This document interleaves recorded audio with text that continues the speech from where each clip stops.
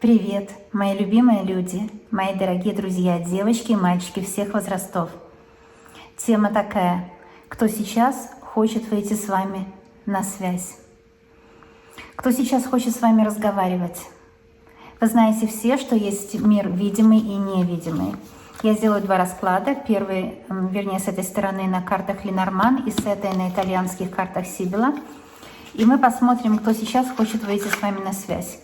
Или же это человек из невидимого, параллельного мира, из мира предков. Или же это человек, который в этой реальности с вами находится на одной волне, или же он хочет по какой-то другой причине с вами взаимодействовать. Итак, кто хочет сейчас с вами взаимодействовать? Кто хочет сейчас выйти с вами на связь? Что это за личность такая? Посмотрим, да? Вы знаете, ведь взаимодействие — это самое главное. От того, с кем мы и как взаимодействуем, зависит вообще наш успех во всех жизненных областях. Я подснимаю от себя, потому что для вас сделаю расклад. Здесь какая-то карта наоборот лежит. Что за карта? Карта мужчины. Она была наоборот, то есть все рубашечками кверху, а это была, вот показала себя карта мужчины. Мужчина хочет с вами взаимодействовать. Вот так неожиданно, да? Угу. Для чего? А он будет рад вас увидеть. Это карта клевер. Он просто ищет с вами встречи, я так понимаю. Но он вас любит. Это карта букет. Это очень хорошо. С вами сейчас хочет взаимодействовать какой-то мужчина, который вас любит. Он вам напишет. Посмотрите, карта письмо. Он вам напишет письмо. И скажет, что он, надежный. Потому что карта якорь, это означает надежный. Он вам напишет письмо и скажет, что он надежный, на него можно положиться. И он выполнит то обещание, которое он вам дал. Здесь и так все понятно. Смотрите, какие карты. Клевер, букет, письмо и якорь. Но это понятно и так. Вот чем карты хороши, Ленорман, что для каждого понятны они, да? Для каждого. Мужчина сейчас какой-то хочет выйти с вами на связь, он вас любит. Ему вышли карты цветов. То есть он, что такое карта цветов? Это энергия, чувства, да? Чувства, влюбленность, романтика. Он просто влюблен и хочет выйти с вами на связь. И выйдет обязательно. У очень многих проиграется. Мужчина выйдет с вами на связь.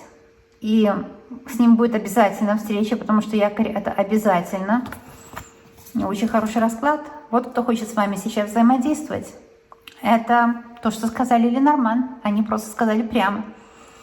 И я сейчас еще посмотрю на Сибила. Я хотела сделать здесь тоже что-то перевернутое есть. Что такое? Это что у нас?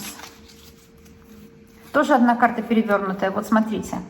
Видите, все рубашками кверху, одна перевернутая. И это карта сасердоте. Сачердоте или как. Я не знаю, как точно переводить. Но это, наверное, священник. Духовное лицо, скорее всего, да, переводится. Я не очень в итальянском, но я знаю карту Сибила. Духовное лицо. Духовное лицо — это карта помощника, это карта хорошего совета, это карта единомышленников, какой-то единомышленник. Или, может быть, это в вашем роду был какой-то духовник. И это может быть в любой религии, в любой церкви. Ортодоксальной, православной, римско-католической или в любой другой религии. Было какое-то духовное лицо из вашей родовой истории. И этот человек хочет с вами побеседовать, хочет выйти на связь, что-то вам такое рассказать. Так что это вполне возможно. Также духовное лицо часто выпадает, если у вас предстоит там свадьба, крестины, какой-то выпала целая пачка карт, поэтому я не буду смотреть. Если одна или две выпадает, тогда я смотрю. Когда какое-то, знаете, событие такое, если день рождения, поздравляю вас, какое-то приятное событие, какая-то веха жизненная, да, юбилей какой-то, тогда выходит духовное лицо. И у многих проиграется, что-то выходит о ваш хранитель рода, кто-то из вашей родовой истории, кто хочет вам дать какой-то совет. Но это лишь карта сама показалась, я сейчас буду делать расклад. Кто хочет сейчас с вами общаться, коммуницировать, так сказать, разговаривать. Это карта Амур. Это очень хорошая карта, конечно. Она говорит о том, что кто-то для любви, кто-то за вами следит, может, в соцсетях, хочет с вами ребенка, можно сказать. Но это, конечно, немножко так банально, да, но в любом случае, так, карты, это такие простые карты. Кто-то хочет, знаете, ребенок — это новая встреча, что-то новое. Всегда новое, свежее, приятное, неожиданное. Ну и здесь взаимодействие, может, у кого-то беременность или рождение ребенка, внука. Но это кто-то хочет взаимодействовать для любви. Или это ваши дети, внуки, которых вы любите, зачатые в любви. Может, у детей, у внуков день рождения, дай им Бог долгих лет жизни и счастья. Самого большого счастья, самой счастливой жизни. Это ваша любовь к детям, ваша любовь к своей семье. Кто-то в вашей семье, и может вы с кем-то не можете найти общий язык. Такое бывает между поколениями, и не нужно думать, что так и будет дальше. Будет примирение, может быть, с кем-то из вашей семьи как-то не было возможности договориться, найти общий язык. Будет примирение, будет любовь, будет взаимопонимание. Это очень хорошо. А также это дети вас порадуют. Но это тоже влюбленность. Какой-то новый знакомый ребенок, и карта Амур — это новый знакомый, который хочет с вами познакомиться, может быть, вот-вот встретите кого-то для любви, для отношений. Кто-то хочет с вами взаимодействовать, кому-то вы очень-очень даже нравитесь. Ну, вообще-то карта часто это любовь.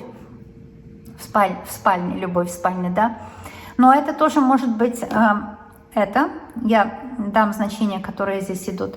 И еще такое значение, что может быть кто-то немного, ребенок и такая больная постель, кто-то немного недомогает из вашего окружения. Ребенок — это значит немного, чуть-чуть, маленькое что-то. Маленькое недомогание, может кто-то плохо себя чувствует, но это временно, это пройдет. И этот человек хочет сказать вам что-то. Кто-то, а может быть, это такая влюбленность, да, болезнь любви. Дона Маритата — это замужняя женщина.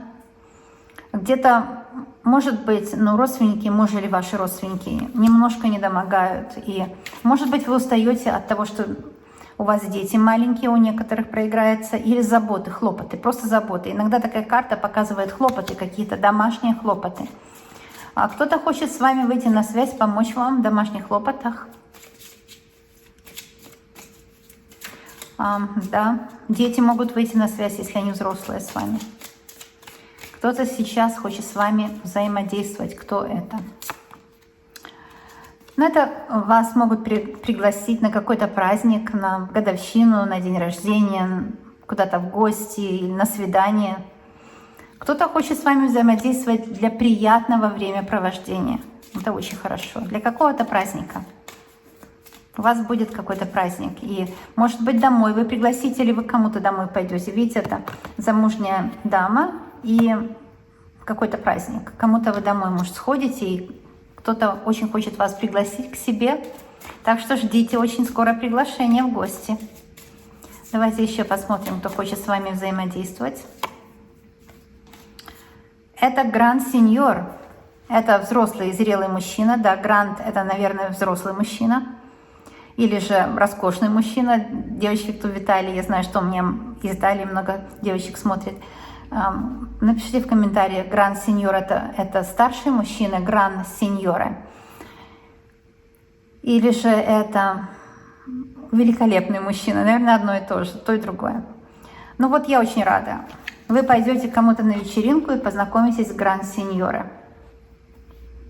Пойдете к кому-то на день рождения или в гости случайно зайдете, и там найдете свою любовь. Вас познакомят близкие, друзья, вас познакомят с кем-то.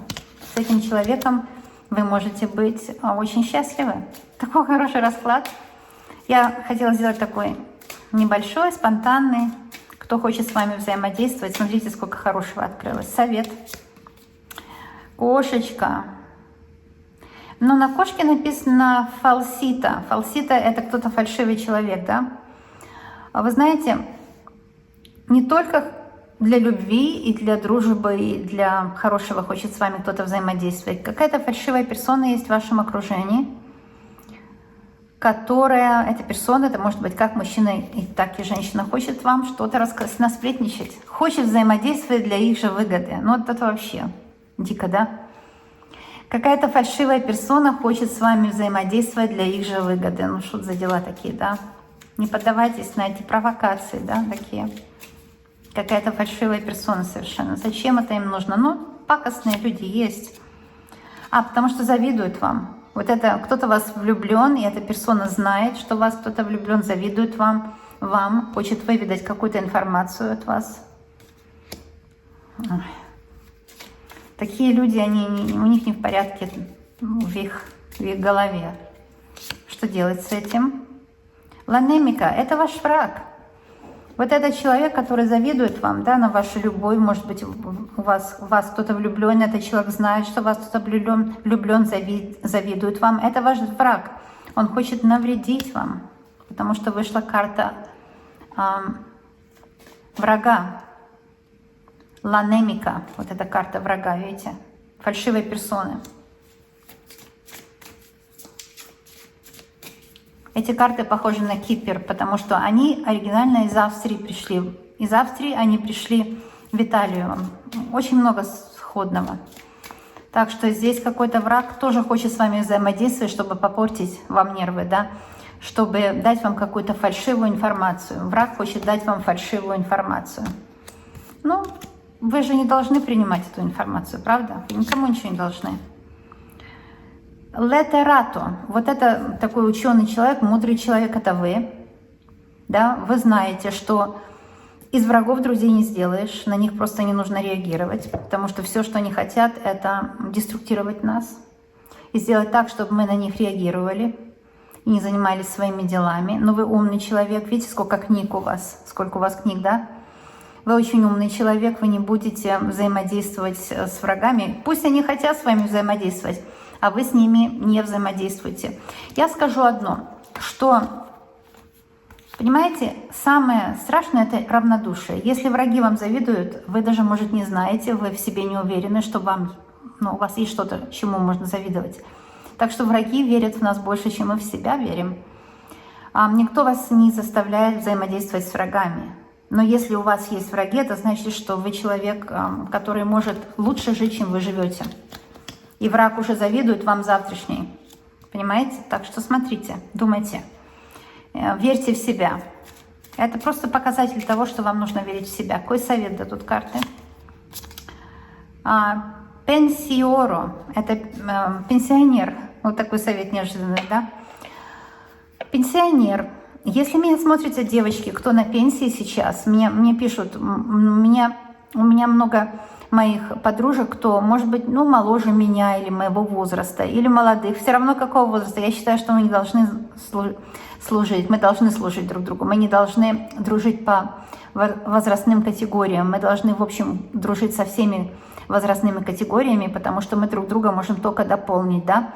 Так вот, девочки, если вы уже на пенсии, может, в вашей стране рано на пенсию, но в Канаде это 65 лет, и то государственная пенсия, она такая мизерная, что вам не хватит на коммунальные услуги. Но если вы еще приехали, не родились здесь, как я, например, не родилась здесь, хоть и прожила в Канаде больше 30 лет, мне вот пришло с government письмо, у меня пенсия будет $190, что ли, первые 2 года, а потом 270 в месяц. А жилье подвальное, однокомнатное, я не знаю, самое плохое жилье — это $1000. Это самое плохое.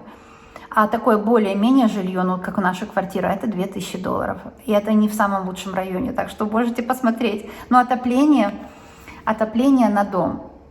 Вот у меня маленький дом, небольшой, но отопление у меня стоит $200 в месяц. И то, видите, я всегда утепленная в куртках сижу, не так уже и жарко. Так что я вам скажу, что на пенсию я не рассчитываю. Нет, не рассчитываю, нет. Я не хочу даже рассчитывать на государственную пенсию. Вообще в Канаде такие интересные законы. Но если ты работаешь и ты более-менее зарабатываешь, тебе даже этого не будут давать. Это вам не Новая Зеландия. В Новой Зеландии все равно будут платить пенсию, а здесь нет. Если ты работаешь и неплохо зарабатываешь, тебе даже этих денег не будут платить. Но я смотрю на это спокойно, потому что мне ни от кого ничего не нужно. Я вам просто говорю это к слову, чтобы вы примерно знали, о чем здесь разговор идет. Не думайте о пенсии. Мне пишут некоторые девочки, нас уже списали на пенсию, мы уже никому не нужны. Это неправильное мышление. Никто не может вас списать на пенсию. Если там другие люди хотят вас, нехорошие люди, вот такие враги, да, хотят списать вас, видите, сегодня вышла именно на эту тему, но так нужно, так высшие силы повели. Если есть такие люди, что хотят вам указать ваше место, там на пенсии бабка сидит, там, да, мне иногда пишут под моим видео такое, о, да. Если это тоже ваша ситуация, я скажу, эти люди вас боятся. Они боятся, потому что вы умнее, у вас опыт, вы профессиональнее, вы интересны, потому что вам нечего уже бояться, нечего стесняться себя, нечего показывать только свои хорошие стороны, у вас все стороны красивые и хорошие. Понимаете, да? То есть, если вам кто-то из нехороших людей пишет, там, сиди уже на пенсии, вы пишете мне, нас уже списали давно, никто не может вас списать, запомните. То, что вы такое услышали от других людей, это хорошо, это плюс. Лайк, пальчик вверх. Знаете, почему я вам скажу? Потому что вы им, во-первых, не безразличны, во-вторых, они вас боятся, а в-третьих, вы еще можете так много, что они столько не могут. И поэтому они вас боятся, пытаются вас запугать. Здесь фальшивый человек, враг, а вы умный. Видите, в библиотеке своей сидите. Ума, палата. И этот фальшивый враг не пройдет, потому что мы с вами сильные. И мы знаем, что работать нужно всегда, потому что работать это интересно. И можно себе найти занятия в любом возрасте. А когда вы старше, вам интереснее, потому что вы уже знаете, что у вас лучше получается. Так что не бойтесь таких людей, которые вас отправляют на пенсию. Написано «пенсиоро», «пенсионер». И вот вы так задумались, видите, так стоите, задумались. Это что, я пенсионер уже? Нет, нет. Какая-то бумага, какой-то свиток. Это ваше новое дело, которое вы будете делать. Вот и все, девочки, мальчики. Шикарно. Но я хочу сказать, что это, вот насчет этого тоже, может, вы молодой еще человек, но уже боитесь пенсии. Как на эту пенсию можно прожить? Очень маленькое количество стран в мире, такие хорошие, где пенсия достойная, да. Я думаю, что это Новая Зеландия.